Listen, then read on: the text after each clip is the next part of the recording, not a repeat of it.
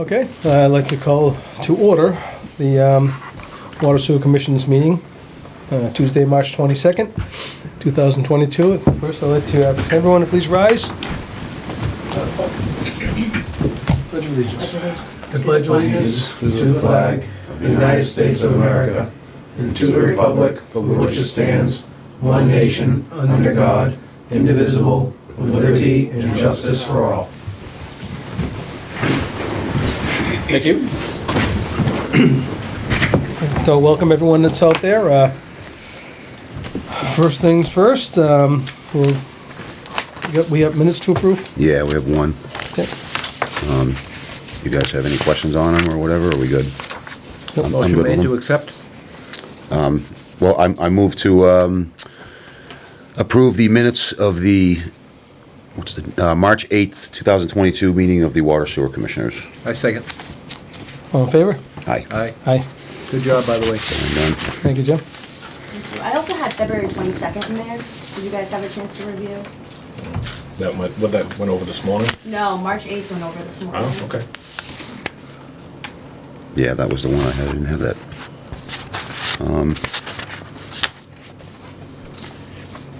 You can always resend it. Yeah, well, Yeah, I can send that for next time. yeah, I don't remember looking at that for some reason. Sorry about that. That's okay. Do it next time. All right, very good.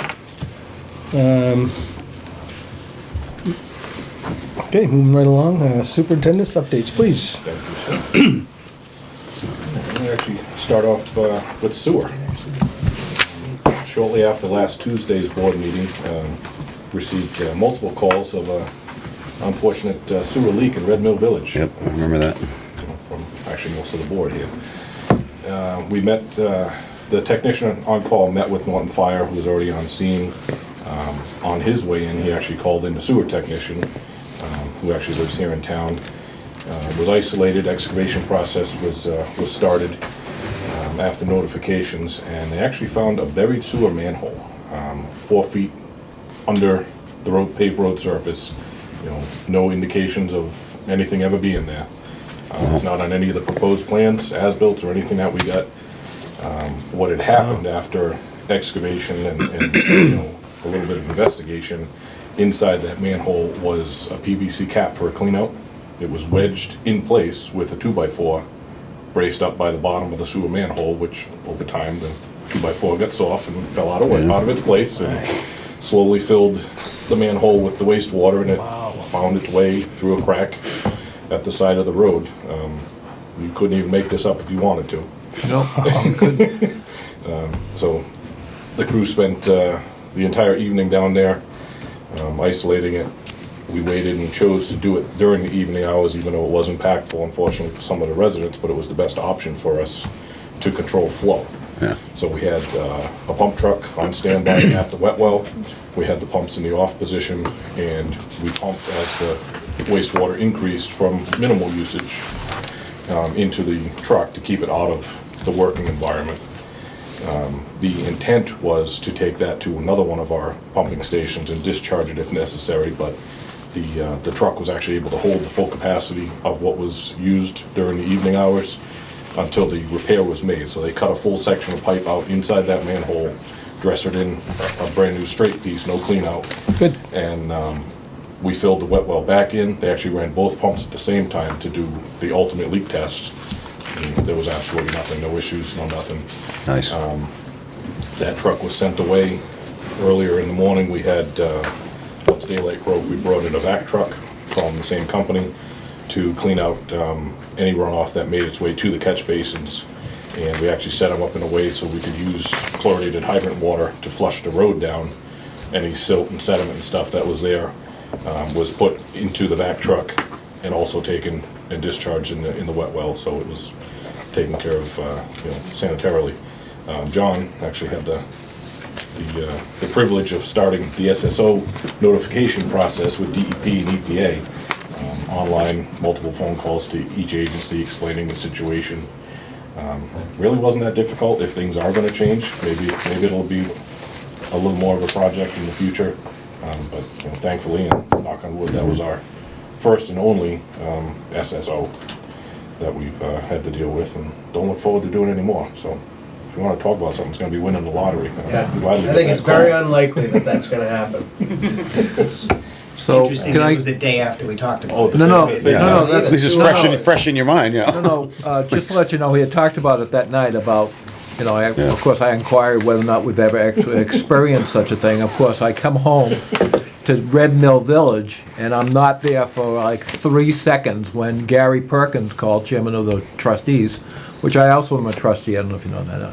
So he said to me, we have a sewer break, deal with it. So I immediately, actually, I didn't have Frank's cell number, I have it now, I called Steve Bishop. So it was just like, I felt the right thing to do. I notified people that we had a sewer break, and I want to make sure everybody was well informed of this, which they were. On behalf, putting my commissioner's hat aside and talking from a Red Mill Village point of view, I wrote a note. I actually gave a report to the membership. I thought everybody, I had asked whether or not we had protocols in place to deal with an emergency at the meeting. And an hour later, that same protocol was in place, and I have to tell you, it was fortunately, it was a relatively warm evening, number one. It wasn't raining outside, number two, but I want to say it was really, I thought, the staff showed up, they called emergency dig safe, they came out, they pinpointed exactly where the problem was. Of course, nobody knew there was a manhole under the road. But they dug exactly where the manhole was, they found the leak, and everything was fine, it's paved, and it's all like it never happened. Really great.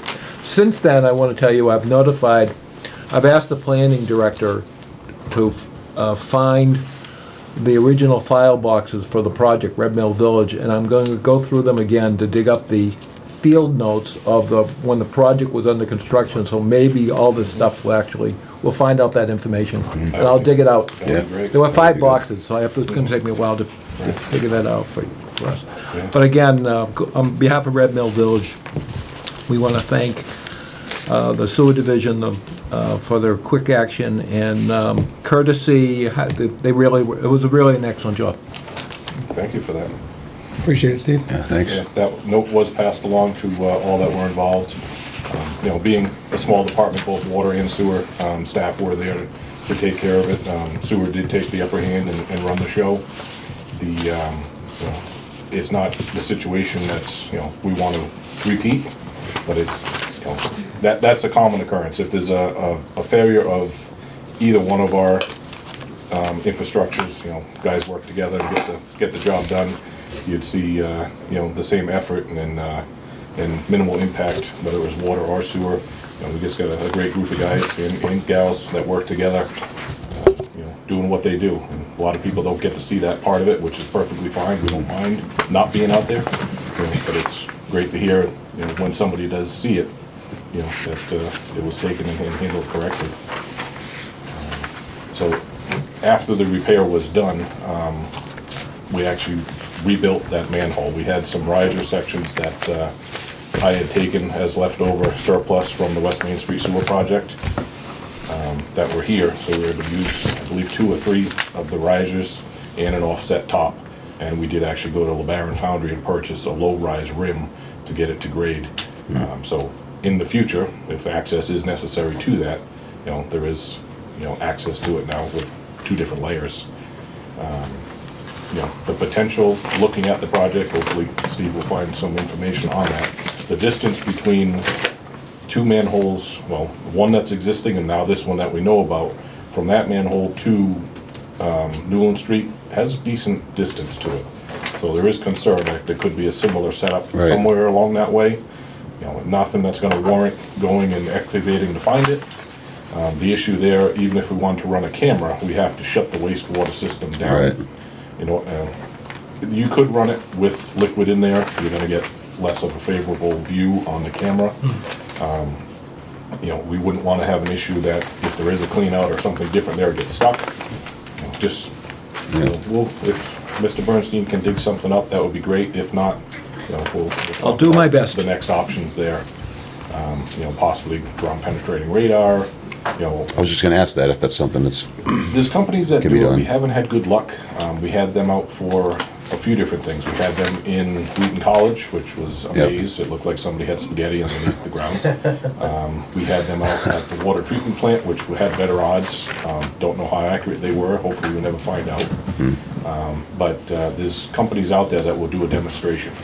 So if we could utilize a demonstration at that location, maybe it's something we look into as the weather gets a little bit better. So, just to see. I mean, there could be nothing there, but Yep. unfortunately, surprises happen. Let me check the records first, and then we'll go from there. Sure. Probably these things do. The last time I looked at the records, when I first came to Red Mill Village, I wanted to obtain a whole mess of data that wasn't available anywhere else. I did go through the 5 boxes, and I know there are, the town required the developer to pay for a full-time resident engineer to be there, and he took copious notes. At the time, I didn't care about them, but I know they're there, though. Okay, great. So, well, let me go through and see what I can find. Sure. Cool. That would be great. All right, so, then we'll jump over to, actually, paving was done, as Mr. Bernstein mentioned. We waited at least a week to allow that to settle. Obviously, soil conditions are a little spongy that was there. We trucked a decent amount of dense grade in and had it patched temporarily. And the guys went back, I think they put about 4 ton down. Relatively small hole, we went as thick as what was there. It looks perfect now. If it settles, we'll address it. There is groundwater there, so it is easy to saturate the trench from the bottom side. But I feel confident with the job that was done. It looked pretty good when it was done. I mean, I'm sure Mr. Bernstein drives over it every day, or could if he needed to. No, it's fine. Will keep us addressed on how things go. Okay. We'll jump over to the wells. Well 5A performing as expected. We did have the expected operational changes at the treatment facility because of it. Learning different frequency schedules for the rolling of the filters, and also getting back to something we used to do 3 or 4 years ago, actually rolling storage tanks in town to offset the usage of the well while we have some downtime. So we hadn't been able to do that for 2 years straight. The wells were continuously running just to meet demand.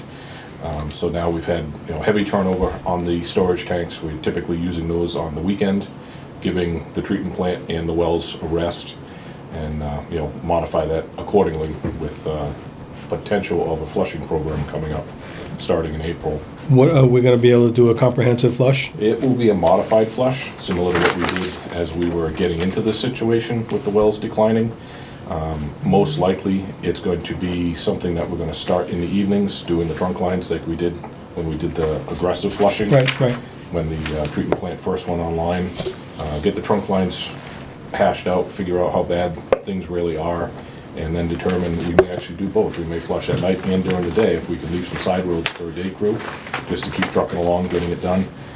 We didn't have many complaints when we did the daytime flushing 2 years ago. This, obviously, things have changed. Do you do low flow during the day, No, generally? we go You flush, a yeah? decent flow. We definitely make sure everyone's notified though, and try to get as much info out there Right. as we can, so. What are we running now? What are the wells running now? As For far as hours. time frame, Yeah. everything has changed. On average, we're about 16 hours, depending on backwashes. Right now, we're between 3 and 4 filters at the plant because of the inflow change. So the staggering of the flushing of those to waste based on our discharge permit affects the amount of run times. So we basically run the storage tanks, either it be the 3 million gallon or the ground storage tank at Cottage Street, which is 1 million, 1 or 2 days a week. Get them discharged so there's room to put the water, because when we turn 5A on, it's a temporary well, we want to just turn it on and let it run. If it goes 24 hours, so be it. We don't have any issues. It goes through the treatment plant. Right. Because of this, we've been able to use wells 1 and 3 much less. Well 1 is down to about 2 hours a day, which is pretty close to the minimum for operational there. It has to stay actively connected to the distribution system to remain an active source.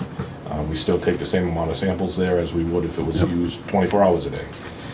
So with that, the manganese level still remains the same. So we will most likely still have to put out notices for that location, but the usage there has gone from the 22 hours a day down to about 2 or 3 hours a day. So the impact That's fantastic. with the dilution is obviously Yeah, huge that's- with that change. And same thing with 3. We've staggered the starts at all of the wells, something we did probably 15 years ago. That way, if there's a small demand on the system at nighttime, one well would be able to hover, just keep running all night, keep it nice and smooth, keep the tank levels where we want them to be, instead of having a full on, full off like we had to do for 2 years because we were limited on capacity.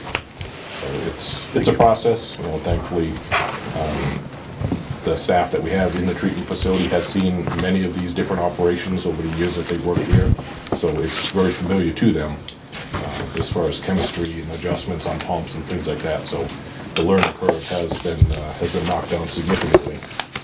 So it's a step in the right direction. Yeah. They're slowly getting there. I know there's some delays with materials, which obviously is Everyone's having that expected. problem. Everybody's dealing with that. And we'll continue with wells. Last board meeting, I mentioned that everything in Washington was basically on hold from emails we got from the congressman's office 2 or 3 days later. The Friday after the meeting, 3 days later, we actually received confirmation from Congressman Jake Auchincloss that the bill actually passed. And we're one of the lucky recipients of funding. Multiple people have asked for different things. This bill covers many, many different projects. So we have funding in place for wells 4, 5, and 6, the 3 largest wells that go to the facility there, in the tune of $1.475 million. So we'd already started It's nice. that process with wells 5 and 6, which 5A is our temporary well 5. So monies were borrowed for funding these wells up to where we are now. Well 4 is something that is still in the design phase. We did some test drilling down there, but this money will pay down the debt that we currently have and will fund the full replacement of well 4. Nice. It came as a big the shock, best. To see a Great drastic time. flip in response from the congressman's office, but I must say, as big a shock as it is, it's great to have somebody who's willing to listen. Congressman Auchincloss came to the site, did a visit with us. The town manager, a few of his other constituents were with him, and it's nice to see that he's willing to fight for a small town like Norton. Can't thank him enough. In Washington, yeah. Can't thank him enough. No, exactly. We'll jump over flow testing. We've started to receive calls for the flow testing of some of the larger fire pumps in town. There's also a fire hydrant flow test that we're looking to schedule. That's actually for a location near 196 Mansfield Ave. So that building is going to require a fire sprinkler system, and the data we have in that location is over a year old, so it's inaccurate. So they're going to schedule something. I'm working with the fire suppression company to come up with a specific hydrant location based on building and the map that shows where it's going to sit on that parcel. The biggest challenge down there on Mansfield Ave is traffic. Even when we do our flushing program, typically we hit that trunk line in the middle of the night. The other issue down there is, even though they're state drains, they don't handle much water. Whether they need to maintain their drains and jet them out, I'm not sure what the issue is, but we can easily overcome a storm drain running a hydrant. So Okay. we're working, like I said, with the fire suppression company to determine if we could possibly use the first hydrant inside Arnold Palmer Boulevard. It's also on a 12-inch main off of Mansfield Ave. So Is that should- 12 going in there too? Yeah, that loops all the way around. Really? Yeah, that goes through the TPC golf course, comes out over near Polaroid. Okay, Which is great. right beside this property. So there's potential for a different hydrant to be used instead of one directly on Mansfield Ave, but we leave that completely up to the fire suppression companies since they look at Google Maps and want to determine where their they think their most accurate location would be. And we'll work with them. I've explained to them, it could be something that's done during the middle of the night, just to lessen the impacts with the traffic that's there. And obviously any dirty water or something that happens from the test. Oh, that one too. Now, can we coordinate that with our flushing when we do those, with that flow test? Depending on what goes on, that would be definitely one of the key goals, as we've done in the past, to use, fire tests, to help finish an area or to start an area, and then we complete from there on out. So with other things going on right now with additional monitoring and samples that are being taken, most likely this wouldn't be scheduled probably until around Easter or after Easter. So that's gonna fall right in line with when we think we're gonna Great. start the spring flushing. Great. So, we're gonna do everything we can to make it work and have Sure. the least impact on everybody. It doesn't make sense to do that, and then a week later go back and flush the Right. same area. And so, we're on the same page. We know Good, good. where it's going, and we'll do everything we can. As historically happens in the past, there is gonna be times where you're gonna get this random call on the other side of town. It's just not gonna work Yep. in your sequence of flushing, but again, we'll handle it in Tuesday or night, whatever's gonna be the least impact for everybody. It's a sensitive area though, right? Yeah. That's one of them, yeah. We'll jump over real quick to the budget. I thank John for meeting with Finance Committee last night in my absence. We were able to work with Rose, how many days she was here? 2 or 3. 2 or 3 days, to come up with, this has to be the most challenging budget we've done in some time. So between Rose, Brooke, John, and myself, we come up with what we feel is a pretty decent budget. There were some line items that had to be created to break down a few items, so there were some questions about that. There were many that actually had to be increased, which is anticipated with what we see happening now. Some were done as a precaution, some were done because we exceeded that line item in the previous calendar year. Yep. We have no control over what suppliers charge for a product. Right. Everything has gone up, there's surcharges, there's fuel charge, everything is affected all across the board. So John handled that meeting last night. They talked about items, like vehicle maintenance. We had to increase that line item significantly because we don't have the option to go out and buy a vehicle right now. If we can find one, they won't hold a quote until we get approval at town meeting, which is typically what's required. They'll give you a quote for 2 or 3 days because the prices changed so drastically. So we're looking at different options about purchasing vehicles in a different manner than what's been done in the past. And the other issue is, even if we were to secure one, it's probably a year or 2 years out before you see it. We have a truck that's on order that was ordered back in July, and the build date, that was just, Yeah, I think we just gotta build, alright, they said maybe a delivery date to the dealership was in April. so that'll get a stock truck from the manufacturer to the dealer, and then they have to modify it from there for our specs. So that's, Luckily, it's not It's a not heavy, utility yeah. body or anything like that. it's a but- basic pickup. But still, that was a year, not dealing with the supply chain issues that we have now, so. Yeah. Between the chips and the COVID and everything being closed down and, who knows what can happen, but, so we put money in the budget, just to deal with what we have out there now.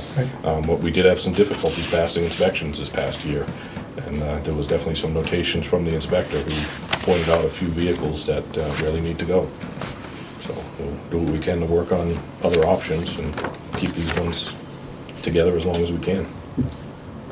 Do you have anything you wanted to mention about your meeting last night? Not really. There was a couple of numbers that just need to be kind of closer looked at. Some, typing stuff that we kind of overlooked, and some math. We got to crunch a few more numbers, but we're looking pretty good. I mean, I would say on a whole, the increases we were expecting weren't quite as bad as we had first anticipated, which is nice. I mean, stuff like propane and whatnot is still not where you want it to be, but It's out nothing of you're your gonna do hands. about it. Yeah. So, I mean, I think we'll be all right. So, and they had some questions about, salaries, and I think like the sewer salaries had gone up quite a bit, but we added a whole new sewer position. You have step raises. We got rid of an employee and replaced him with an employee that was making about $4 or $5 more an hour. And so just everything adds on top of each other, and there's a reason for everything. So A lot of contractual agreements Yeah. that had to be met. yeah, There's longevities, there's, all step that. raises. You add a new employee, you have more classes they have to go to, stuff like that. Yep. So So is the budget approved as an aggregate of all the budgets of the town, or is it individual for the water and sewer department? It's individual. It goes before Waiting on that. FinCom, usually more than once. The town manager and town accountant then also look at it. We supply information to back up for increases.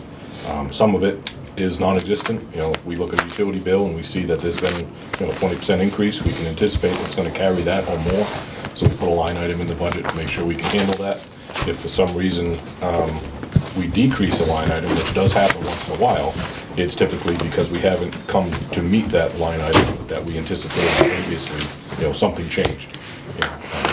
Whether we get a new heater at a different facility and it uses 15% less fuel, certain things like that will alter it. Is that voted on at town meeting? The budget They, gets. I think that they approve altogether, Yes. right? Yeah, that's what I mean, so the I whole, think at town so- meeting it gets approved altogether. as one budget. Okay, that's what I I meant. think so. Initially, it's approved separately. Right. So in other towns, it's all individual, so the good news about an aggregate is just simpler. Simpler from a management standpoint. Yeah, it definitely was a challenge this year, and I'm sure next year will be no different. But, that is all I have. A little bit early. Okay. The people here from, I know it's early, we are scheduled for 6 o'clock, the PGA Tour Charities group. You guys here? Okay, we can give them a Yes, few we minutes. are. Oh, Yep, good evening. My name is Bill Rosa. I'm an attorney with Wind in Rainham, Mass. With an address for the record of 90 New State Highway in Rainham, Mass. I'm here on behalf of the PGA Tour Charities, Inc., which I know is the charitable arm of the PGA of America, which sponsors the tournament in Norton, previously annually, unfortunately now semi-annually. Jim Travola, who is the head of that, I had hoped to have him with me tonight, but they're based in Florida. He had a hearing in Florida.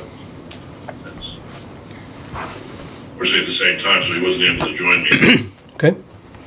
For those of you who are unfamiliar with where we're at, in June of 2020, we acquired 2 parcels of land from Campanelli. One's roughly a 68 acre parcel, the other one's about an 11 acre parcel. They abut Arnold Palmer Drive. We are here seeking transfer the sewer rights for those 2 parcels, which Campanelli originally held, and we're hoping with the conveyance to us that we will be able to take advantage of those. We'll continue to pay you the unused portion, which Campanelli has been doing. We will continue, of course, to do. It was a charitable contribution from Campanelli. We did not pay for the land. We hold it in the charity. We hold it for the benefit of charitable purposes. Since we have acquired the property, we've been, quite honestly, just attempting to figure out what is the best use of the property. We could use it in connection with the golf tournament. That would be certainly something we would like to do. We could expand our charitable footprint in the area and use the land for that purpose. That would be amenable to us. And really the third option, but certainly an option, would be that if we can't really fit the 2 purposes together, would be to possibly sell it to a third party who would then develop it as a developer rather than as a charitable foundation or anything of that nature. So we've been wrestling with it.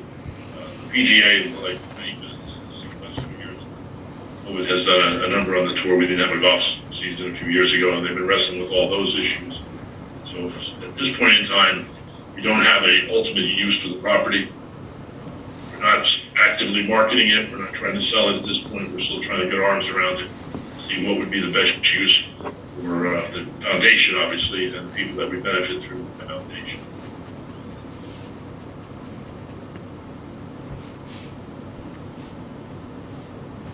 So, you kind of come in broken up, and I apologize for that. I know I couldn't understand a little. Put my phone in, and would it be clear if I did that? No, you were just coming in and out. If I just want to make sure I understand this correctly. With the 2 parcels, you have a certain amount of sewer usage that you're paying for, Correct. right? And And what did you say you wanted to do with it? Well, we're not sure, we'd like to have it available to us to use for whatever purposes. We just don't know what the use of that land is as of this point in time. Oh, I understand, right. So our first choice would be to use it for some charitable purpose, which would allow us, and we would make use of the sewage for that. That's number one. If we couldn't do that and there's no other alternatives, we would consider possibly selling it to someone who would develop it in line with what's in the park, obviously based upon the rules and regulations of the park. So, Is there a physical address for this location or a map and parcel that we could reference? Yes,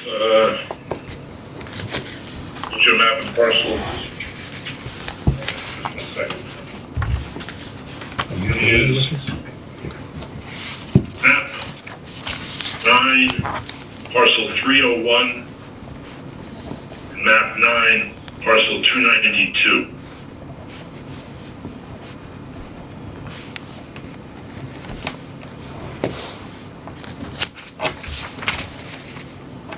how much capacity do they have there? Do we know what they have there, Steve? Well, the golf course had 21,000 gallons. Is that for the 68? 21,300. It doesn't have a parcel number Okay. with it, but that's what the current owned capacity for the golf course is. And the golf museum has 1,500 gallons. I don't know the difference between those two.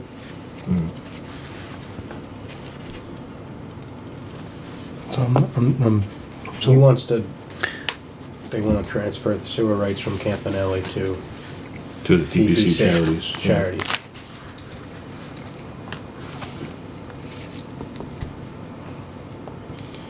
And these parcels here are different parcels from what the TPC owns. yeah, they got They were a, donated, it sounds like, to the PGA Tour Charities from Campanelli. Okay, so they own these parcels, and they just want the sewer rights to go along with them that they've already been there, right? Yeah, am I understanding that correctly? Did PGA, were they donated the land, or were they just donated the sewer rights to land they already had? The land and the sewer rights were donated to the PGA Okay. From Campanelli. of Campanelli, exactly. So Campanelli owns 60,000 gallons. I don't know if that's all associated with these parcels or if there are other parcels. Yeah, I don't, do you, I think I have seen it, how much sewer flow was donated? I can't remember the According to the number. bill that we have, it's 45,000 gallons. The billing that we've been paying on shows. That's for the parcels 301 and 292? Yes, Okay. So that would be 45,000 additional gallons on top of what TPC already has for their property? that's correct. Okay.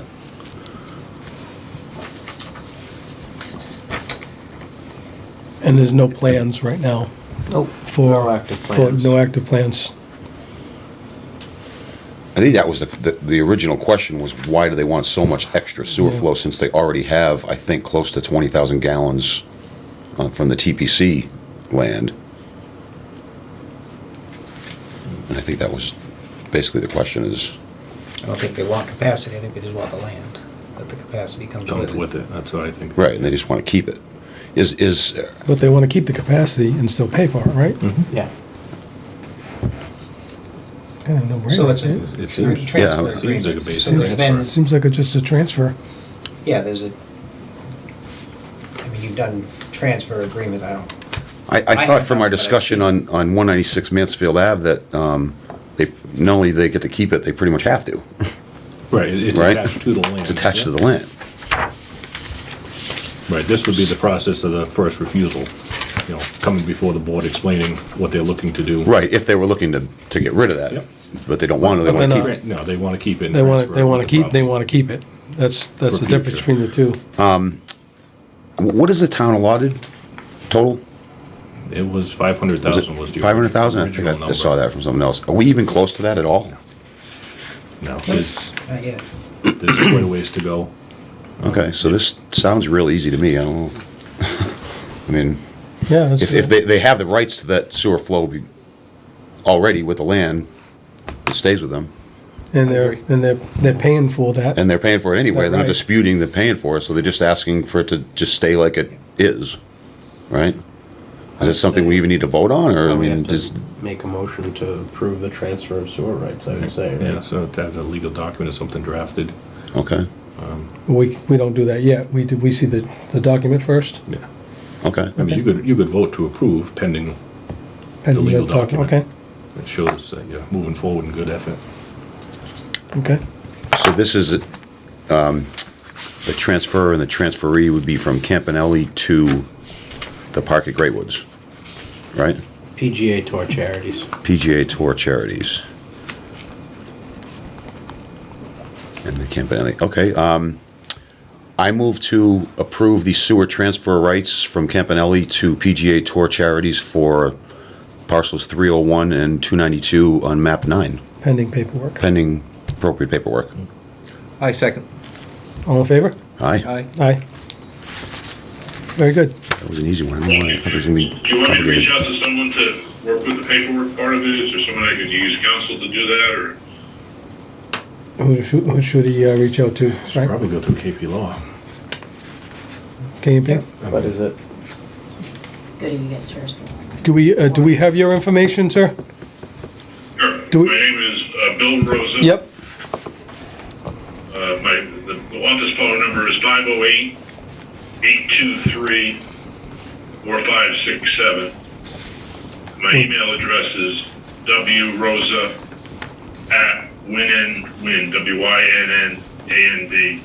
wynnandwynn.com.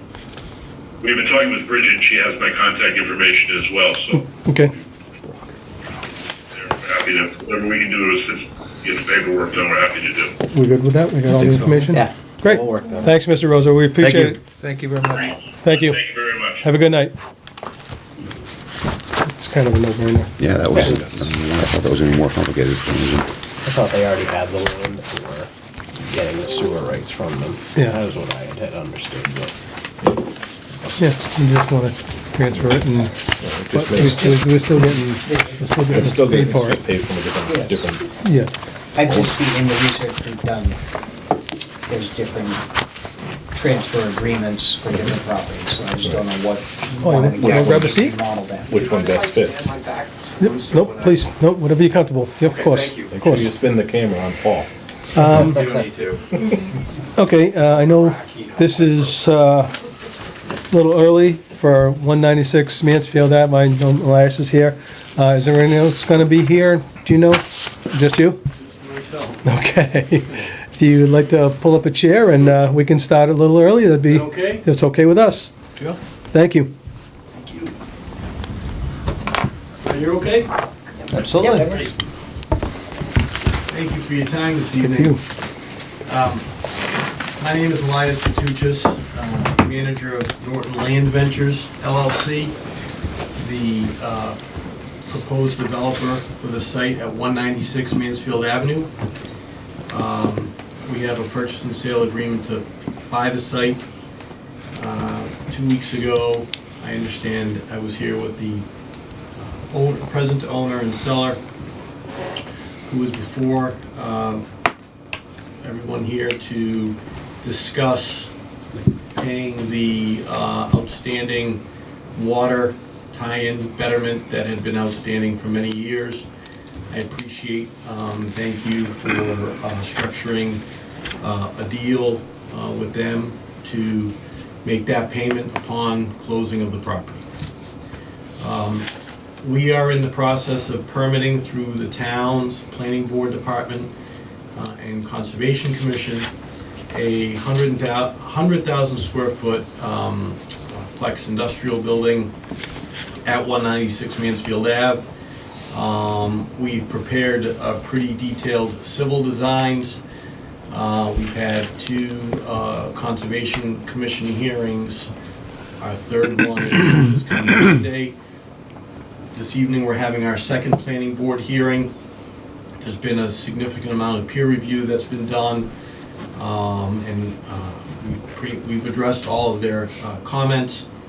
We've circulated plans to Superintendent, Mr. Fournier, and there's been some great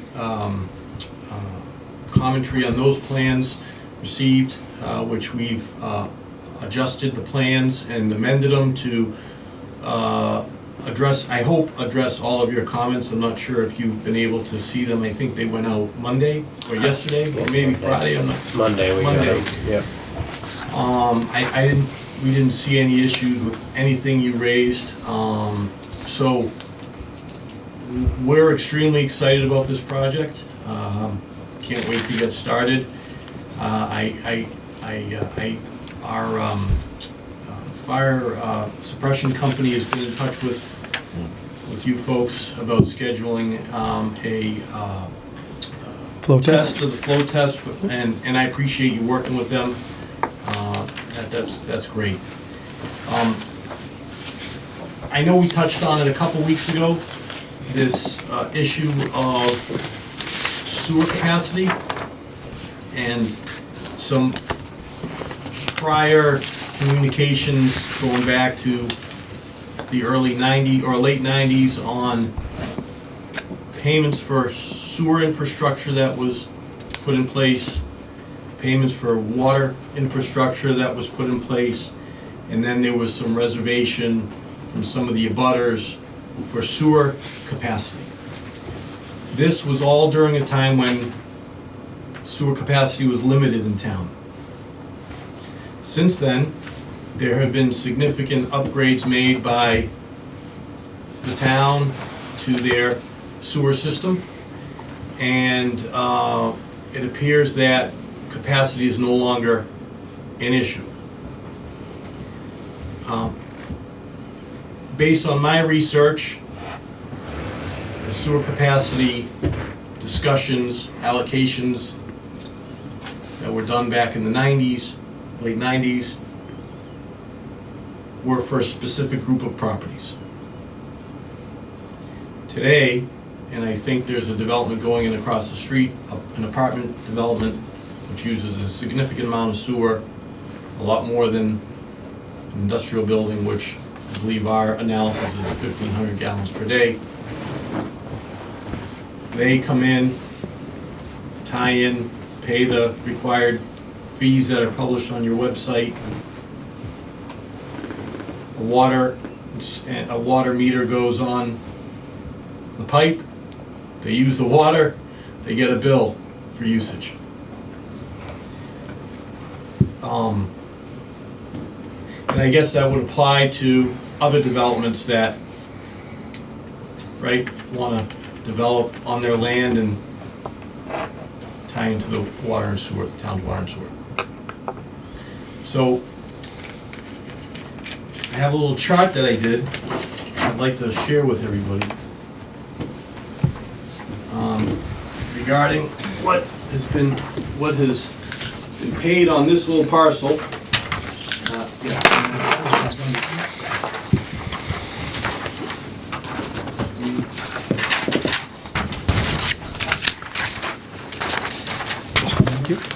Does everybody have one? The other one? Two more.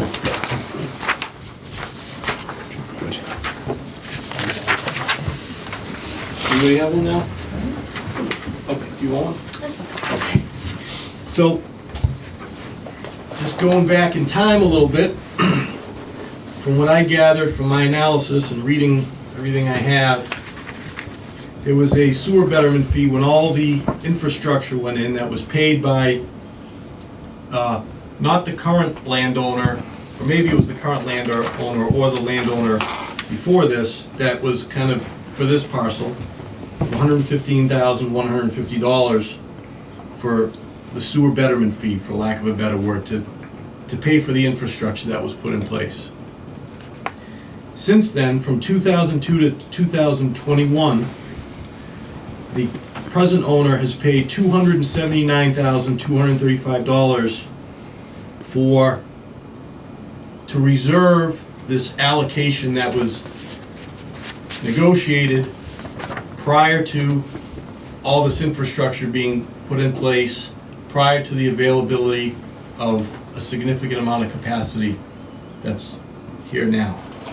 So back then, they said, we need sewer, we got to reserve for the capacity because there's none. So let's try to reserve as much as we can. At the time on this site, they were talking about a hotel, maybe some apartments. So being a prudent landowner back then, given the shortage of supply, they reserved it, they paid for it, and the owner has been paying for it since.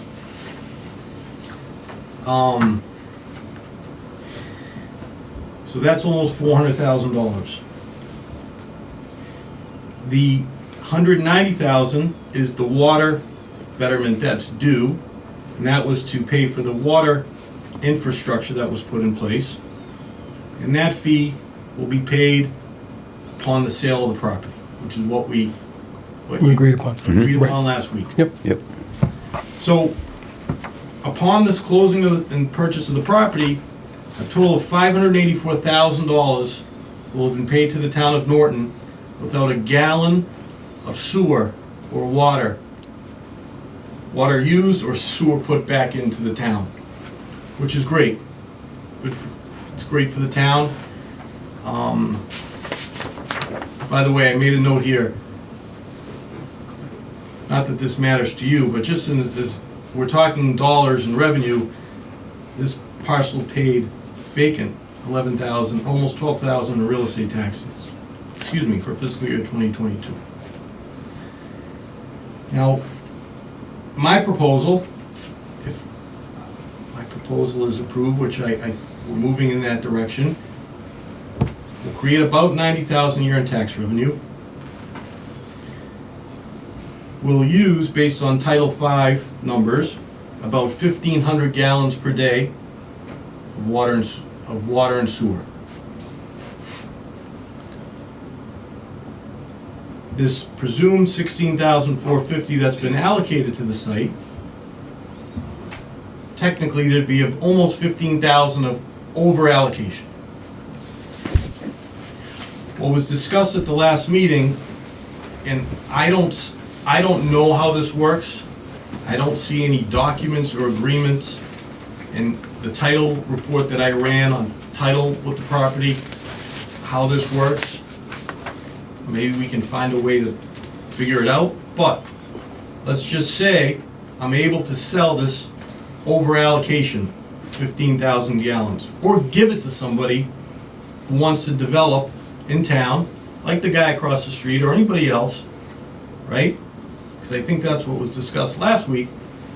I can give it to them if I wanted to, or sell it. They would buy it from me versus buy it from you, right? That 15,000 gallons, your price is $35 per gallon to tie into sewer, which is $500,000. So I could give it away to someone for free, or whatever I can get for it.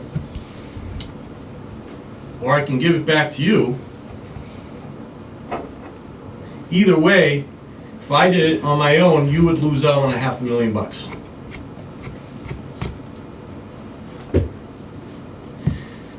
Well, what you're telling me is because I've reserved this, until I sell it, I have to pay $25,000 a year. Based on, the owner gave me this bill. I tried to figure out how they're coming up with the number. I can't figure it out. I figured it out. So I'm trying to figure out, Okay. I want to do what everyone else is doing. I've got a site, I want to put up a building, I'll pay the fees that are, everyone else is required to pay, that's on the website. You put your meter on it, whatever I use, whether it's 1,500 gallons a day, or 2,000, or 3,000, or 5,000, there's plenty of capacity, there's not an issue. I'll pay the bill, I'm not asking for any discount. That's all I want. So, that's it. I mean, I don't understand how, what I don't want to do, and I don't think it's fair, is to pay for gallons of reserve capacity that I don't need, going forward. I can somewhat understand why the current owner did that. Maybe in his mind, he said, well, I really need to reserve this, so I gotta keep making the payment. That, whatever he did, that's his business. Well, I think it gives the opportunity of a hotel to go there, because I think that was, initially, that's what the usage was Right. there for. Right. I think guess- that's what I understand. Yeah. Yep. In reality, had he not paid it, I don't know what would have happened, because if we're looking at everyone else in town, they just show up and they say, hey, I'm putting a hotel here. Well, here are the fees. And here are the fees to pay, to tie in. Here are your fees when you start using it. So I'm not looking for a deal, I'm not looking for a discount. I just want to pay what anybody else would pay showing up to build here. So Steve, you had a That's- question. Please do. that's all I'm asking. I mean, so I'd like to work with the commission to figure out how to do that.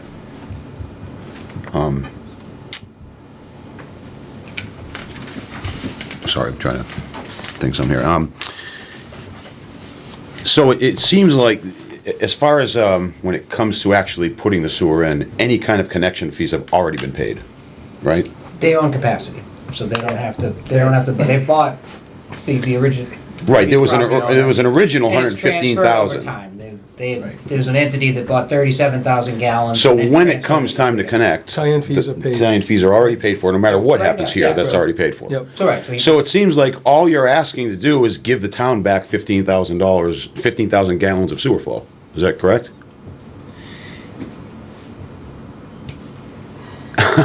Honestly,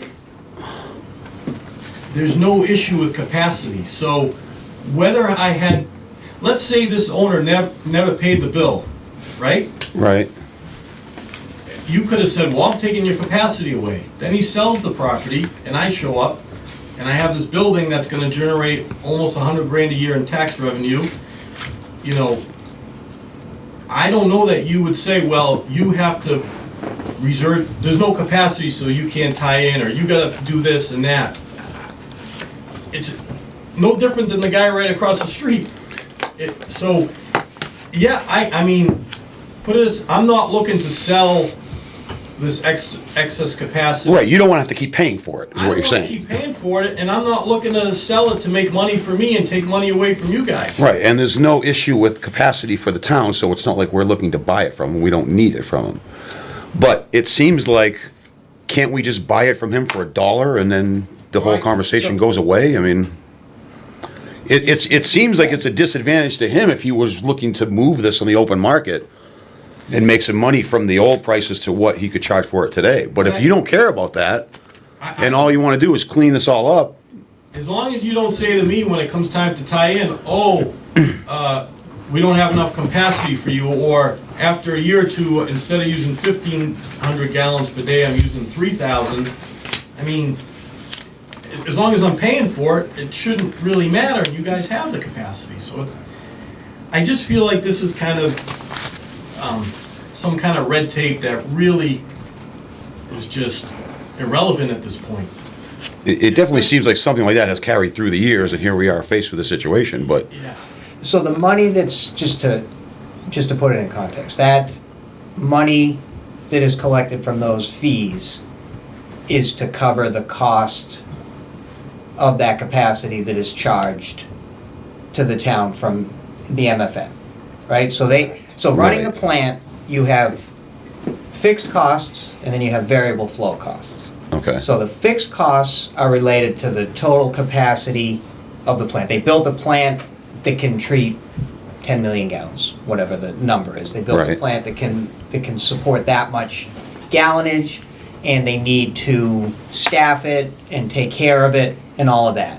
So the costs that are strictly associated with the capacity of the plant are passed on as those fixed costs, and it's based on the capacity owned by all the different entities in the plant. So we have. So it's not based on how Does that much mean flow you sell. if he were to sell us that 15,000 gallons capacity for $1, we're still on the hook to pay So now MFN for it? it's Is less that what- revenue that you're collecting to cover those costs that will then Right. get spread out. You'll have to pay Right. for that capacity then. So we have a certain amount of capacity. This 16,450 gallons represents a percentage of that capacity.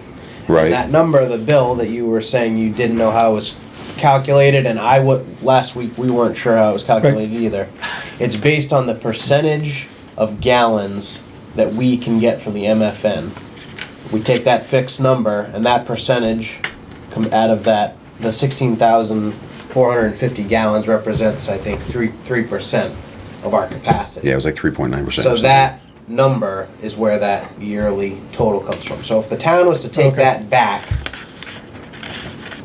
one, we wouldn't get we would basically, like Steve said, be on the hook. We wouldn't be getting that revenue to help pay for those fixed costs that we get from the MFN. So I actually, respectfully, I disagree. I'll tell you why.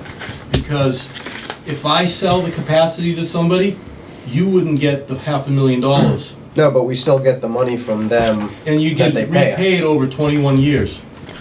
So would you rather have the $500,000 now or the 20,000 over 21 years? I get what they, You know? and it, totally understood. What they really need is users. Because as you transfer this excess capacity to sewer use, that takes care of the bills. Because the flow is what really Right, generates the revenue. And the bigger piece of what the bill from Mansfield, the flow variable costs, the costs associated with how much is treated at the plant, and that's divided based on actual users, how much flow they send to the plant. That's the power costs, all the materials that are used to treat the wastewater. That's the bulk of the costs. And like I said, there are just certain things that are called the fixed costs that have nothing to do with how much flow comes through the plant, that are dealt with based on how much flow the plant could handle. And over time, the town has made, the commission, the town through the commission has made decisions on how they allocate the capacity that they have. And that's why, so there's a big chunk, at the beginning it was the 500,000 gallons that you originally had.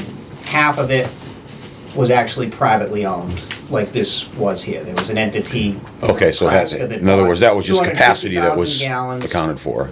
And the town held 250,000 Okay. gallons. And the 500,000 was the total capacity. So a lot of those fixed fee costs are being paid. So we're kind of So paying for the whole 500,000 regardless of the fact that And it's not being It's been used. broken up into all these other pieces over time. And then, a lot of them, as they've broken it up into pieces, the majority of them have used the flow.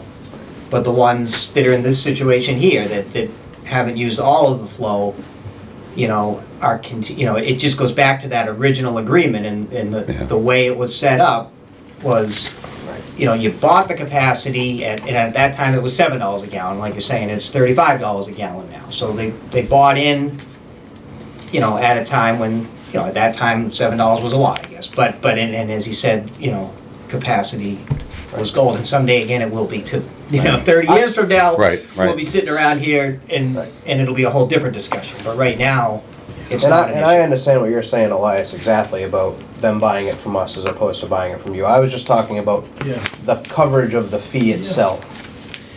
That's how that works out.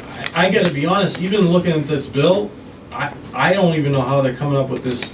I mean, I'm surprised the owner just paid it without, but, I mean, I don't even know how they're coming up with this number. It's pretty- The $25,000 bill? Yeah, I mean, look at it, I mean, It's I did the math, I think it was a $700 and something thousand So- bill for fixed costs from the MFN. 3.29% of And then that. the is that percentage. number. And then, without getting into the agreements, right, I don't see any agreement. There is some old letters about reserving capacity, but there's nothing that says you gotta pay for it if you don't use it, or you gotta pay for it regardless whether you use it or not. It just, reserving is one thing, like, I wanna reserve 16,000 gallons for my site. Okay, so it doesn't say that you have to pay for it if you don't use it. It doesn't, there's nothing that says after you tap in, you still have to pay for whether you use it. so I don't want to sit here and challenge that. I'm just thinking in my head logically, I'm gonna go and sell this to someone. First of all, mechanically, how do you do that legally with documents, right? I guess it's been done, maybe we can figure it out with Peter Freeman, you know, And, yeah, right? so we have a recent one that was done. But I think that's really probably not the best way to do it. I mean, you'd be out $500,000. And versus trying to collect 20 grand a year. I mean, if you present value the money, it's like, it's a no-brainer. And I'm not asking for any money for it. So, that's all. I mean, to me, it's pretty simple and basic. I'm having a tough time understanding. As I said to you, it doesn't make sense to me. It just doesn't make sense. I'm not asking for a deal. I'm not asking for a discount on fees. I just want to pay my freight and move on. And I'm not trying to be sneaky and sell it to someone for $10 or $20 and have them, it just, I don't know, it just doesn't seem logical. So that's it. So what I'm asking is, upon part of this process with the town and pulling my building permit and working with you folks and tying into water and sewer, I just want to pay what I use. And if I use more than 1,500 gallons a day, I'm going to pay for it. If I use less, I'm going to pay for it. I don't want to pay for, I don't want to sell this capacity, and I don't want to pay for it if I don't use it. That's it. That's really my request. Do we have an idea of how many other parcels of land that are owned in Norton that could potentially be subject to the same thing that Elias is talking We about? have a list of So that's, persons that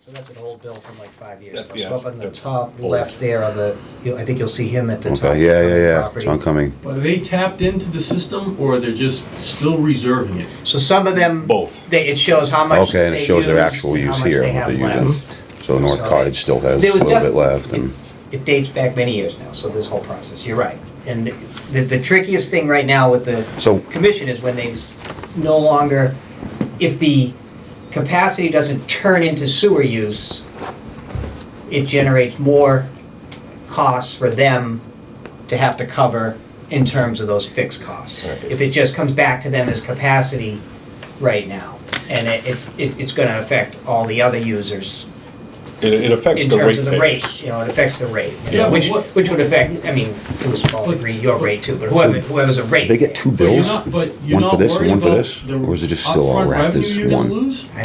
I mean, understand no, that, that's- we've had that I discussion. can work with That's what they Paul get on built So on. they're getting billed in this number regardless of figure the out, split all right, between who's these, okay? applying And for Campanelli water and sewer, sold Island including my Brook, neighbor. their I don't know if they capacity. did Yeah, or that's not. right. in the same Peter represents situation. them, he'll Yeah, tell me. they have, they're current.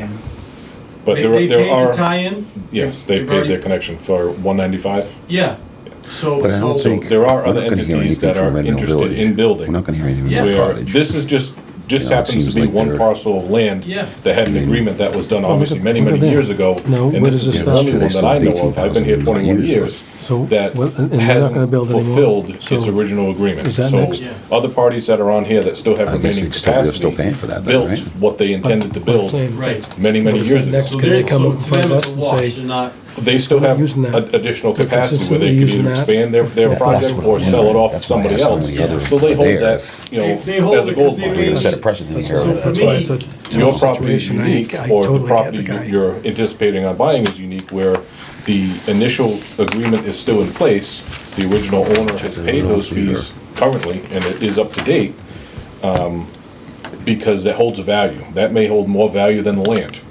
If you would look to put something there that was a grand hotel, sure, that would generate revenue as far as taxes for the town, it would generate a huge amount in water, and it would generate sewer.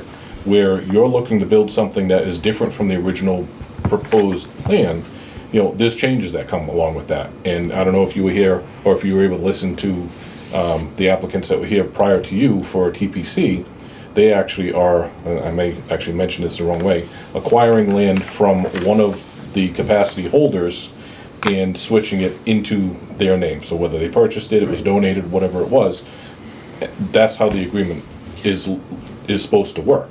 But- You know, I know it's not what you like and it's not what you understand, but you gotta understand, these agreements and stuff were in place many years before anybody who sits in this room. There's a reason for that. I just don't think there's really an agreement in place. I don't see where that is. I read these letters, and it just talks about reserving capacity. What Yeah. is it that you don't think that the agreement's in place about exactly?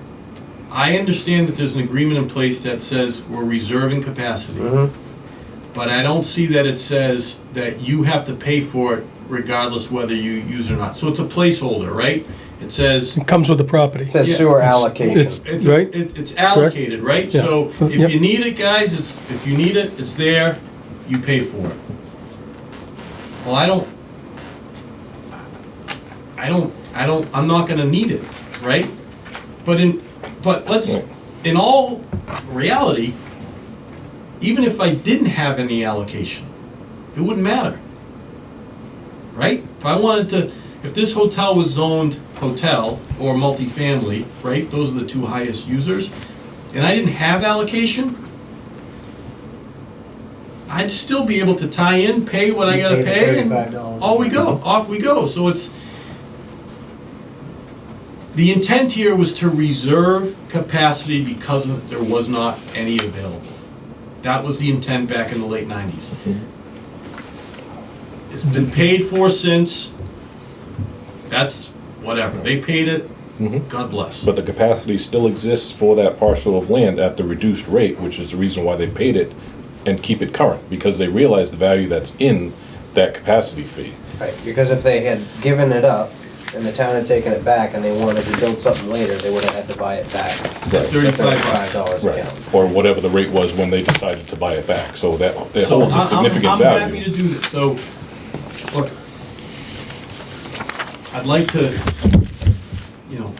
obviously I don't own the land, so I can't do it until I close and go to pull a building permit. I'd like to donate back whatever is we're applying for 1,500 gallons, right? That's what this thing says. That's what it says, yeah. If I use more, I'll pay for more. If I use less, I'll pay for less. The building burns down and I come back and say, hey, I want to build a hotel, and you say to me, well, based on gallons per day, it's $35. Here you go. No problem. That's just the cleanest way to do it. So that's all I'm asking. I mean, so how do we take a... Well, like I explained to you, I can't make that decision personally. I understand it coming both ways, just because I'm on both sides. I can see it both ways.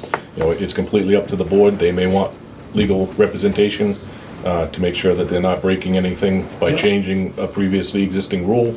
But again, that's completely up to the board. Well, as you brought up a good point, you really can't do anything because you don't own the property yet. And we're Yeah. looking at the summertime, we're a few months out from that happening. Yes, but it's important because it's gonna be part of my loan process, part of my underwriting. A tenant is, it's just, We would also we need can to make see- it subject to, A plan. We'd also need to That's what see I'm at getting least at. a I don't year want to make any of kind of sewer vote on bills. this tonight. We'd also need You know. to see at least a year of sewer usage to know what his peak and average It would have to be flow at is. least a year, yeah. But I understand what he's saying with why would we not want someone to buy it from us? Like he said, why would we want them to buy it from him for 200,000 when they can buy it from us for 500,000? Like Frank said, I can really see both sides of it. It's in the I get it. immediate, it falls, if we were to take it back, it would fall in the town to cover the extra capacity that we're no longer having covered by them. But I suppose, it could be sold later on, but we have so much to sell, it's not like it's gonna be, it's just adding on top of the capacity we already have. I guess what concerns me about that is this list that I'm looking at right now. There's a lot of unused capacity, so if we take that back, then there's gonna be 5 other people coming to us immediately wanting us to take their capacity back. but I'm Paul DiGiuseppe, I'm the town planner. Well, I can't see the list, it's only half a page. So I wonder why, and I want to just, be very upfront. Part of my job, a big part of my job is economic development. And when we worked on our master plan that was adopted within the last year, one of the things we looked at were the major corridors where we wanted to promote development. So, while we're waiting to the planning board, maybe tonight they'll vote on it. When Elias came with this project to us, it was like, this is perfect, because as you were mentioning earlier, we want to make sure we're promoting development where you all have water and sewer. Because you mentioned the tie-ins, the tap fees, that's crucial. So, and that's just, common sense, lining up where your land use goes to where your infrastructure is. And the higher intensity infrastructure, or development is going to go where we have water and sewer. You're not getting 100,000 square feet on a septic system, probably. I guess you could, but not really something we want. So it's, so when this project came along, we thought, wow, this is exactly what we were envisioning in the master plan. And I guess the question I have is, you have roughly half a page of these properties that have those old agreements. But we also have a lot of new developments that will be coming forward. In fact, Reed and Barton is making progress. That could be coming this way. We've got the potential over south of the reservoir, right at Mansfield and Reservoir.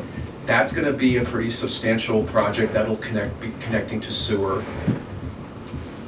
How does this, I guess what I'm not clear, the point about the money owed to MFN on these, was that specific to these agreements, or is that something you're overall tied to in terms of what you pay back to MFN? Everything is tied to that same amount, to Everything the is- increase. That's, MFN charges that, Right. and they're passing it on to, so the town owns X capacity, and then they have these other entities that own Right, okay. capacities. But I guess then... So if this Oh, I'm sorry. I would say if this were all of a sudden to go away and the town doesn't bring in users, they're gonna have to, the commission's gonna need help from the town to If you pay don't bring in these, users. instead of spiking the user rates to Right, cover of these course. costs. There's a reason, everything's set up this way based on how it's being paid for now. Right. So if they're no longer gonna have this, they're gonna have all this other private capacity become public capacity.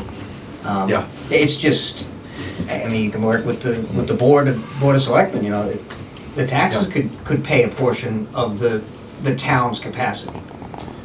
Right, but, and I don't, maybe I So- shouldn't say that, I don't know, but that's, well, this is that how would do be you the gonna pay select for it? boards. Yeah. That would be the select boards. Someone has to pay for Okay, the but capacity. it's also ultimately, if I'm stating this incorrectly, please let me know, because I'm no expert on it, but I would assume then your goal is to get more users on the lines. Yeah, And that's our goal. Yeah. That's our goal in planning, is Absolutely. to try to promote that. And in fact, one of the things we're trying to do this year is, we're trying to get consultants to help us, but revamp our zoning bylaw to promote economic development in these targeted areas. So what can we do to sweeten the pot so that developments come along on those vacant parcels, or those parcels that could be redeveloped where you already have a sewer line? You would have water there anyway, so I'm glad you're saying that, because that's exactly what our goal is in planning, is to get those users to you as well. And I guess the question is does the board want to give up $500,000 in fees in exchange for getting it paid back to them over 21 years, which I gotta tell you, I don't know that there's an obligation to make that payment going forward if we're not gonna use it. I haven't dug into it enough. There's some old letters. I don't know. I don't even wanna go there. Well, as you can see on the other chart, that there's still people that have built their properties and still pay back. So it shows as precedent there that, it is being done that way and has been done that way for a number of years. Whether, again, they see the value in it, where it doesn't hold the value to you, that's an important number. But do they have agreements though, actual agreements? They may have different agreements. I don't know what they have, right, that, Don't we have an agreement with this We property? have an agreement. Yes. So what it says is NBGT, which is the Bird Trust, Right. representing these parcels of land, shall be billed directly and responsible for payment of the fixed charges received from the town of Mansfield which is what Steve was talking about, for 16,450 gallons per day of sewer allocation. No other action will be required on the part of this NBGT to have the benefit of these water and sewer allocations. Then on the second page, other than is described herein, there are no other modifications to the water and sewer agreement. The water and sewer agreement is in full force and effect, and there are no defaults. NBGT, its assigns, successors, and/or heirs, agrees and accepts responsibility for all conditions and costs within this agreement. Letter dated July 19th, 2001. I have that letter. I guess what I'm missing is, it says sewer allocation. Mm-hmm. So, is that in perpetuity? Right? To me, the intent, I read the intent as, and again, it's just my opinion, is that this was allocated to this property. The owner has been paying it because he wants it, and the allocation is both ways, right? It's a request from the owner, and it's and something that the town agreed to. You guys didn't just allocate it because you wanted to, right? It's because That's Right. fine. It was requested. Yeah. Yes. But I don't know. it does not, it doesn't outline in this agreement what the capacity is being used for, and it doesn't outline that if the capacity isn't used, it doesn't have to be paid for. Right. So, I mean, Elias, I understand what Yeah. you're saying. From your point of view, I understand I completely. get it, yeah. But I'm just talking about the bones and black and white of this document, to me, says that it needs to be paid unless the board wants to accept it back. So.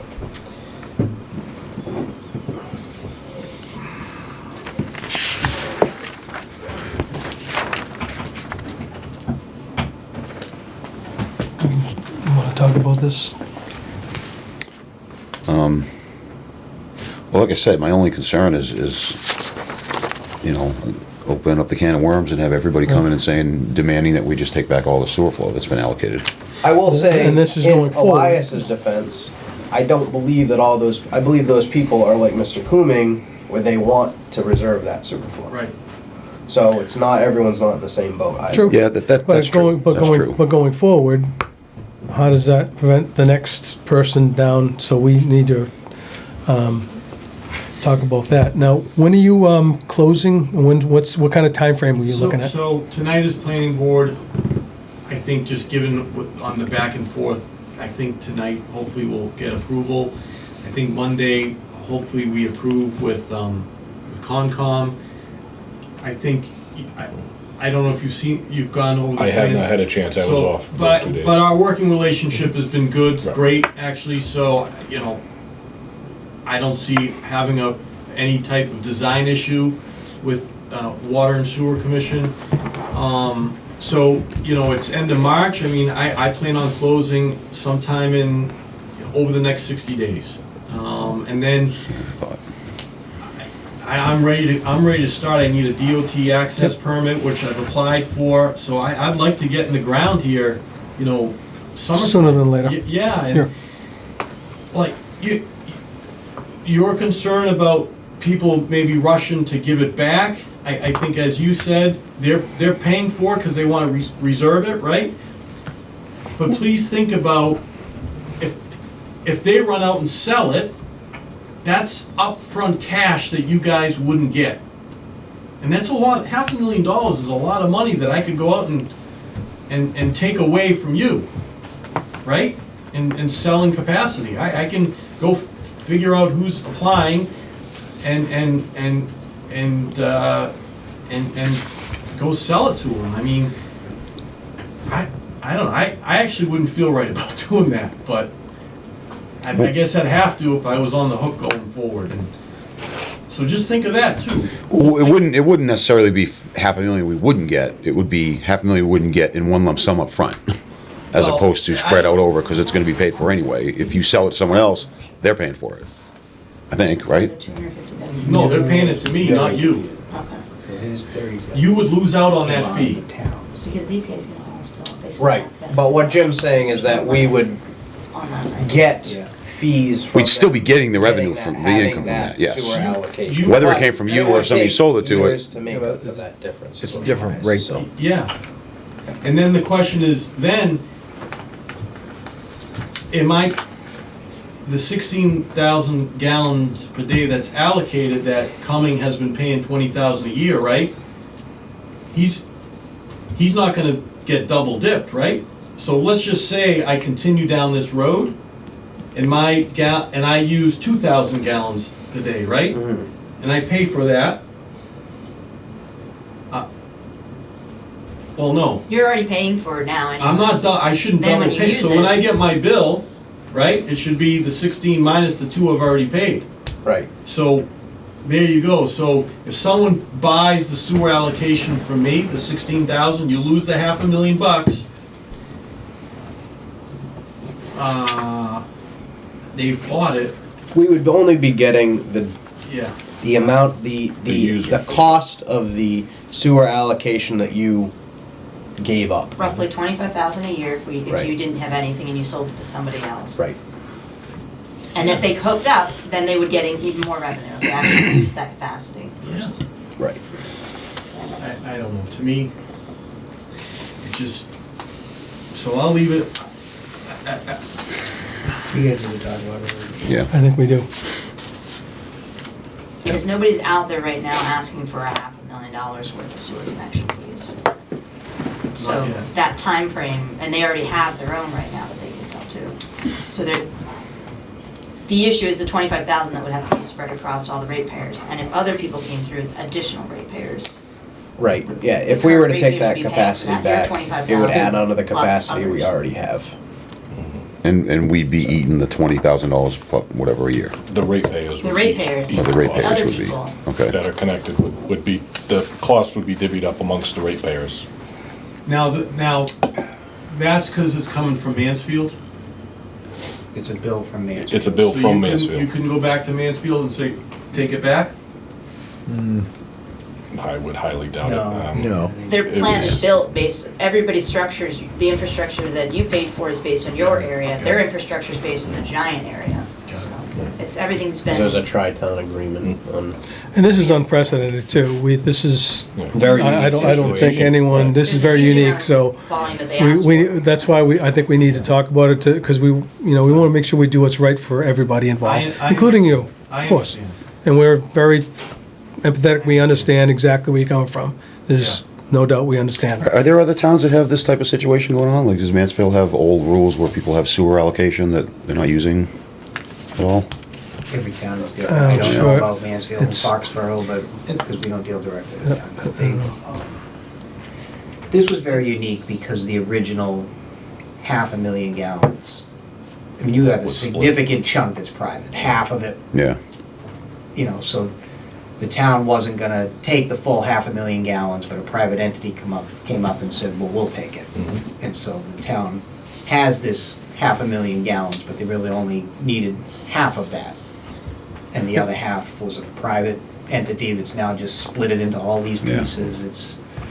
That's just why it's gotten convoluted over Yeah, time, yeah, so. yeah. I hope you understand. I It sounds get it. cut and dry, like I get it. I think we all get your, I get it. your Oh, absolutely. statement and what you're saying and why it makes, if you just take it on the surface, why that makes so much sense. And it doesn't make sense that they won't take it back, but there are more things to consider that they just need to discuss some more, I think. Yeah. And some of these, these guys, Steve is very new to the commission, a lot of this information is new to him, how these capacities work and stuff like that. I've learned more about this than in the last 2 weeks that I had the entire time I worked here, so. And just think about, I don't think it's as cut and dry in the documents as maybe I just take that into consideration. Maybe I'm a fool, maybe most guys would say, hey, you know what? If I can make a huge windfall and sell this off and make a couple $100,000, why not? But Nope. I, Yeah, a lot of- I- it I'm does just- have value. yeah, but I'm Have thinking, I just wanna keep it clean, so. Absolutely understood. I appreciate your time. what do you see as the next steps, just so I have an understanding of what to do? Well, we should probably, we're gonna need to talk about this, obviously. Yeah. I think 2 weeks, we should, next meeting, or, The question if you want to talk to legal If you're gonna counsel. get legal You're going to involved. get legal involved.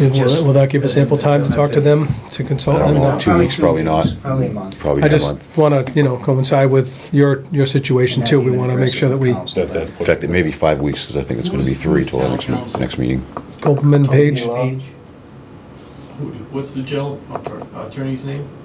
So the company is Copeland and Page. I don't know. Yeah, I'm who not sure what the- represents- Depending Yeah. on what you Numerous- present them, they choose who oversees that project. I see. It's Would Peter be helpful in any way? They need to use their own. We'd have to use our own counsel. I mean, he could obviously weigh in on Yeah. some of the They would- discussion. Yeah. You could represent, I mean, Yeah, he could your obviously interests in represent. front of the board, I mean. Well, or just a conduit for all of us. I'm not looking to make this a legal matter. I want to make that clear. I just, that's not Right. what I'm No, intending. but with this, with I so get much it. involved, the board would have to have legal backing Okay. on that, Okay, um, I understand. just to feel comfortable making such a major decision. particularly it's because it's such a rare occurrence. I And understand. it's nothing we can just look back on and say, this is what we did then.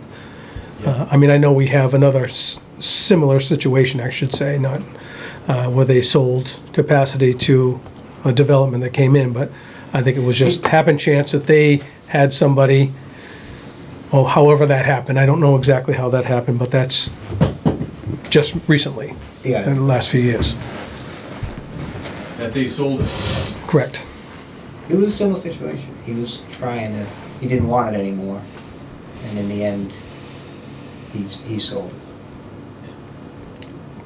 So we'll definitely take that under advisement Yeah. and get back to you as soon as possible. We've got to reach out to our Thank you attorneys. for your help with the plans and working with us and scheduling the, and I heard after Easter, That's where we're looking right Yeah. now. I mean, if something changes, if we Yeah. have changes in our current schedule with other tests that we have going on Yeah. and a battery of samples that we have to take, if we can put that in sooner, we definitely will. okay, great. But I've been in Yeah. contact with them, trying to determine which is the best location with the least amount of impact. So we'll work it out. Yeah, the hydrant flow tests definitely can stir things up more than like a sprinkler test and whatnot, They, so. they do. And I also want to reiterate, this is important for this development, because it's it's a big burden to have to pay going forward. And if I'm fortunate enough to buy the land and close on it, which is what I intend to do, hopefully we can work this out prior to then. You will get that big chunk too when the closing happens, right? Versus, You talking about for the water? Yeah, versus the water versus connection. if it didn't close, if the deal fell apart, you wouldn't get that payment either. Yep. So just try to keep all this, that's all I ask. No, No, absolutely, appreciate it. That's all I ask. we definitely appreciate you coming in. Thank you for your time. Thank you. Thanks for hearing me out, I appreciate it. Thank you. Good We'll be, luck at Thanks, planning. Elias. we'll be in touch. Thank you. Thank you very much. We'll be in touch. Thank you. Have a good night. You too. Thank you for your explanation. Oh, Very clear. welcome. I spent a lot of I time get- on it. I sort of get it now. Yeah. So, I mean, as far as I can tell, the document itself is relatively cut and dry. I mean, It is, and you can cut the it. trust, it's assigned successors or heirs. Well, that kind of spells it out right there as far as I'm concerned. But I don't think it would be setting any sort of precedent, only because I think the board has right of first refusal in any situation of this Right. case. So each case is different. Yeah, true. Yeah, well. All right, who wants to go first? Steve? Sure. The heck my notes.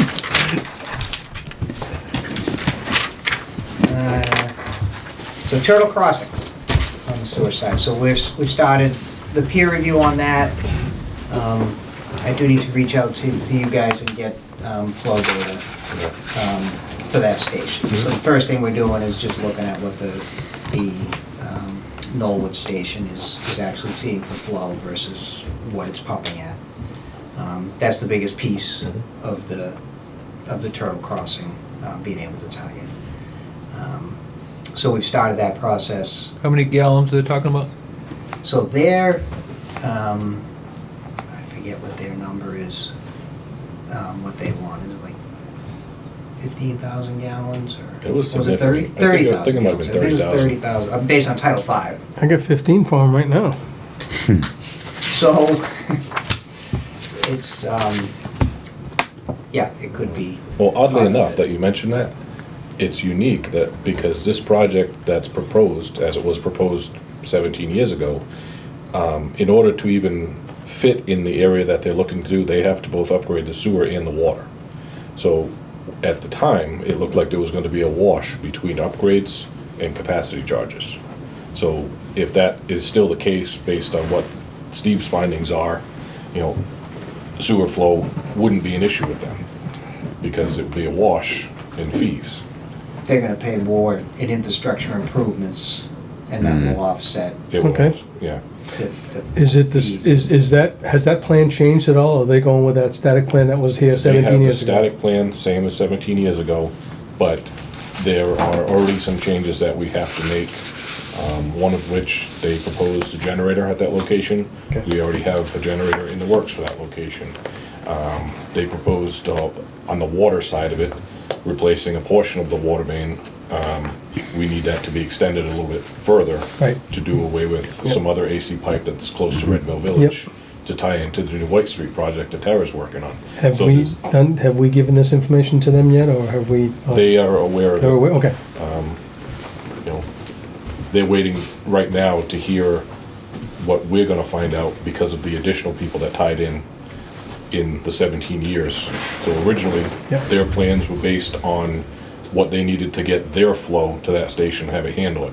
Now that we have, there's 3 or 4 other people tied in, you know, there's gonna be major improvements that need to be done, not only to handle the existing flow, but to handle theirs. Sure. You know, it may be, you know, a second larger wet well installed next to the existing one. It will be, I mean, Oh, that's it just has about to. sizing. Will this Yeah, be a the well gravity? doesn't have the capacity right now already. will this be a gravity line from them, or So they're gonna pressure line? pump into a gravity line, so they need a pump station at Sure, their yep, property. I get it, yep. That will discharge into the sewer up at the intersection of Newland, or there's a sewer right in Newland in front of them. Right, at the K streets, yeah. So will other people be able to hitch in to that? No, potentially? The pump, so there's no other real needs out there that I know. This is Okay. the end of the line, it's right Okay. on the, Okay. it's Alright. right before you hit is that Mansfield town line over there, Newland Street. Right. Just past this parcel becomes Mansfield. Is that the old emu farm? No. No, No, it's not. close to that, though. Okay. It's very close to that.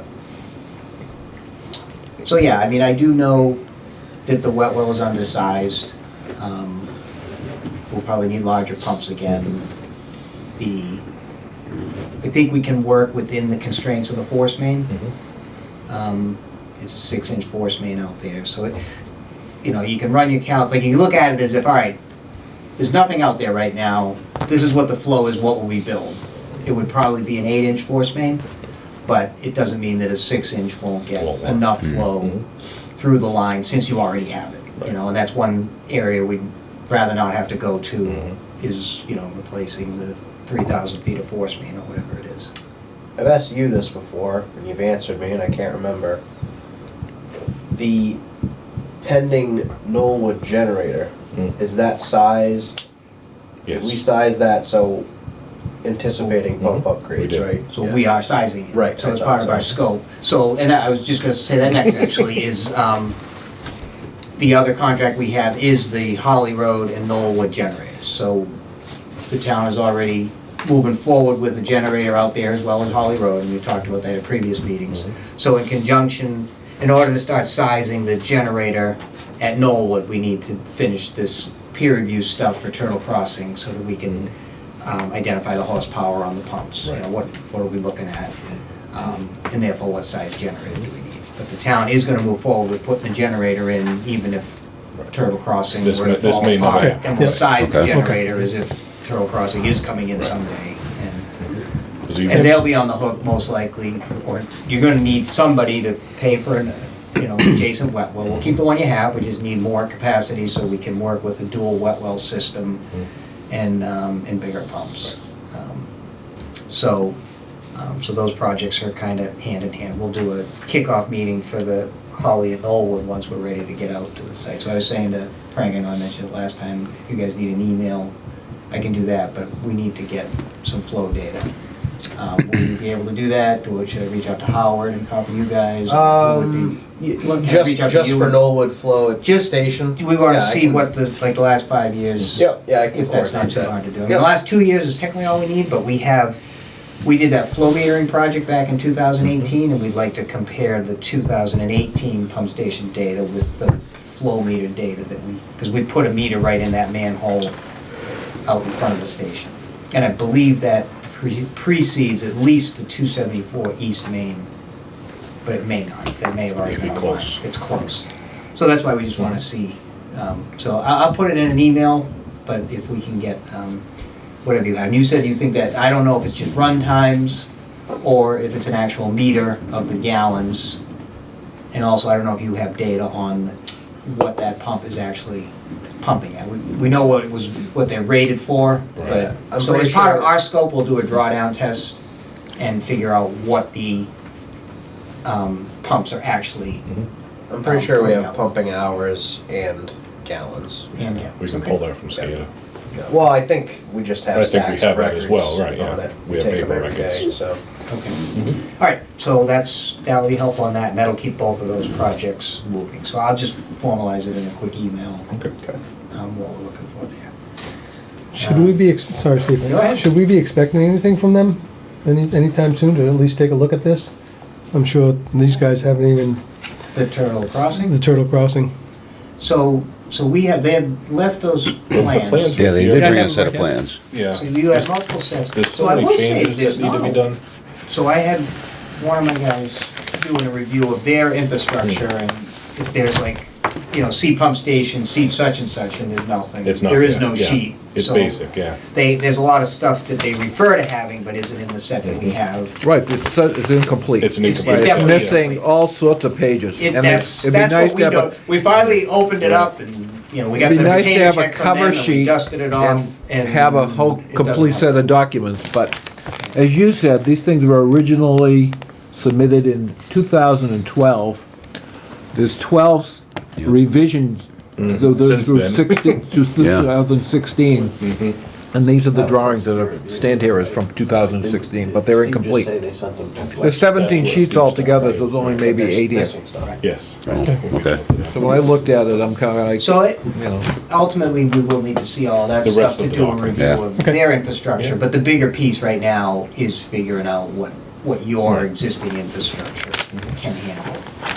And I also, so we have the flows from 2012, like I assume everything's the same, they haven't, I don't have an email from them, and none of the information they've provided currently shows the flows, but from, Right. in that's 2012, what's it was missing clear in that this the drawing, flows- you don't even know what they're building. Right. I mean, there's not enough Right. information I wouldn't for me to Really? do much look at with that. that, yeah. All right, okay. Yeah. Yeah. Okay, so, Your Cobb White Street, Street? Laura. No. my We'll get in that in a minute. intention was to have a contract for the Phase 2 stuff. I was working on it, but I was a little sidetracked with some of this other Yeah. capacity stuff the last couple of days. So I will get that to you before the next meeting. We can discuss it then. Okay. I don't think it's a huge rush, but at the same time, I mean, from your perspective, you'd like to see, it's the money's in last fiscal, in the current fiscal year that we're in now. Right. So you'd like to see some progress It'd on be great that. to start something there, even if we were outside of the sequence that we originally thought we were going to be. Yeah, no, like we talked about it, I think that's fine. So I should have that today, so I'll get that off to you guys and we'll entertain that coming forward. The town municipal complex, so I didn't get a chance to talk to you, but I said to me, so Mike Units called me yesterday and he did get the support to move forward with we'd given them a proposal to look at the different options and how they would impact the sewer, based on the meeting that we had with them. So I brought that contract with me. I'm gonna leave it with you guys if you can get that to town hall. I told them I'd bring the originals, so I will remind me to give that to you. Before I leave here. So he also asked about this is Mike, when I say he, Mike, it's, asked for a real conceptual number for if we were to go with that Elm Street option. I think he was gonna be talking with one of the local reps. And he just wanted a number if we wanted to look into some of the grant monies for that. You know, whether it's in conjunction with the municipal complex or a separate thing. It's just one of the ways to do it. It is probably the most expensive way to sewer the town hall would be to bring it all the way out to the system and reservoir and pick up everyone on Elm Street as part of it. That was looked at, was it 5 years ago? The Elm Street. Elm Street? Water. So the water work was done, we did a survey, so. And there was talk about sewer, but at the time, Right. Reservoir Street was the priority Right, for right, sewer. okay, yeah, you're right. Yeah. So that's the town hall complex. On the 314 CMR 16, we did see, I think you forwarded us the 17 pages of Q&A. Yeah, good reading. Which all for, it's still not, the reg itself is not a big deal, it's just what it requires. But I do believe that a template of some sort came out this week. Okay. I saw something, so we'll follow up. So ultimately, we'll figure out what, I don't think that the scope of what you need done there is, that one's not a real major effort. It's just about having a document in place on how you'll deal with the public outreach, public notice, if you have an SSO. If that happens, yeah. You know, you already have the other stuff in place if an SSO happens, how you deal with it and reporting to DEP and EPA and all that, you just dealt with that. So anyway, again, there's this, like July 1st is when it's supposed to be in place, but DEP's just now getting their guidelines out on what they want it to look like. So we'll follow up on that and let you know. Actually, I think that's it. I don't think unless you have any questions on anything else. I think that's it. We obviously already talked at length about this capacity fee stuff, and we should talk some more. Okay. We will need to talk some more Yep. about that based on the discussion All right. tonight. Thanks, Steve. Thank you. Hi, Miss Tara. Still awake? Hi. I don't really have too much more to add to Frank's update, so 5A is up and running, everything's looking good with there. The contracts went out to Dankers for the replacement of wells 5 and 6, and the great news was that the Aqua funding came through, so Yep. the 1.475 million, so all good things on that. Now we knew to win the lottery as well, Yeah, we get did. some more. But, yeah, so that's pretty much it, and if you wanted to talk about White Street or anything else, but, yeah, I know you hadn't gotten a chance to look at Frank, so, Yeah, didn't get that. yeah. So I looked at White Street drawings, I had a couple of questions I sent to Frank, and my biggest question was, but he answered it, is the fact that what is on Newland Street, nobody seems to know. That was my question, because it wasn't labeled. Here's my question. I mean, you guys already know this. I'm the new guy, so I don't know anything. So, you know, when I looked at the drawings, I'm saying, well, why isn't that labeled? I saw this in your email. Yeah, it's not labeled because we don't know what it is. So, you know, one of those mysteries of whatever. We did a lot of test pits in town, Yeah. because we're not sure where anything is. Yep. or- Yeah, it's really surprising to me that we don't know better, but I guess we'll find out the hard way. It's either cast or AC, right? Honestly, it's both. So there's a stub that comes across for future expansion that was never tied on. Right. That's directly across from White Street. That, I believe, starts off as cast and then goes to Dr. Lyon on the other side of the road because it was struck by a utility crew doing work when they were putting utility poles in. So there's a section there, and it actually stops directly at the telephone pole. Wow. Because they just moved their pole over just enough so they could get it in the ground so they could leave. So there is no connection to that. That's just gonna go away. So that's what I discovered when I was looking at this, but other than that, everything else is, you know. We thought it was gonna be a very simple design, 1,100 feet. Yeah, well, Yeah, the only thing that's not in there, I think Mr. Bernstein had noticed, was there's a lot in that triangle that Tara and I had already talked Yes. about. Yeah. Possibly using a chlorination tap or something as a service for that house, or whatever they decide to put there. Yeah, but I thought, didn't that get shot down at town meeting? They were trying to rezone Rezone it it to commercial, commercial. Okay. and that got shot down. So there's supposed to be maybe a law office or something going there. That's an right. Apartment above it. Yep. I've talked to the guy a few different times, and he's still undecided on what he wants to put there. He did mention he's gonna make it look just like Red Mill, so it blends in, so I guess that's a good thing. But he Yeah, had it's a mentioned- horrible lot, by the way. It's not very It's- big either, is it? No, I mean, it's several feet below level, street level. I don't even know how you access it. I mean, it's a gonna real be- challenge. it's You gonna can't be- have do it Great on donut shop. 123. It's, We need another donut shop. in town. white is one way. Always you use know, another donut shop, It's a as long as they tough sell lot. coffee. It's a tough little lot, right? Not a big Lots of one, it. though. You don't want the line going around that. Yeah, well, I figure you got that one way, it's All one way, one right. way and perfect. Yeah, I just read the original language for Red Mill Village. It's part of my research of getting up to speed. And when they built Red Mill Village, and you guys who have been here for a while, I guess as part of the development of Red Mill, they had to straighten out White Street. They actually had to make, if you're familiar with White Street, you have to come into it and basically face 123 as a right angle. Which is good, because if it was done as a Y, it would have been a horrible thing. But they also have made other improvements. It was a Y. It was, Years yes. ago. No, it was a Y, it must have been awful. Yeah. It was. So, Yeah, it's a- so part of the improvement that Thorndike had to do was straighten out White Street a Along little that bit. curve too, yeah, no. Yeah. So it's actually pretty good that they actually did that, but to think about putting a building in this triangle is just crazy, because, again, I'm not so sure how one accesses that parcel of land. It's just not big enough for No, anything. it isn't. And then even to Can't build in imagine. there, you're gonna have to cut down all those trees in order to make the site level. So it's, it's gonna change the whole, whatever. I don't see how the person could actually do anything in the parcel to actually ever break even on the investment that they have to put in for site work. Yep. But my question is, there was no service. So, on undeveloped parcels of land, when we extend water mains, we don't normally put a stub in, a curb stop, or we do or we don't? We do or we don't? It depends. Okay, that's the answer, okay. Well, I figured as much. If it looks like it's going to be a buildable lot, we will throw services in.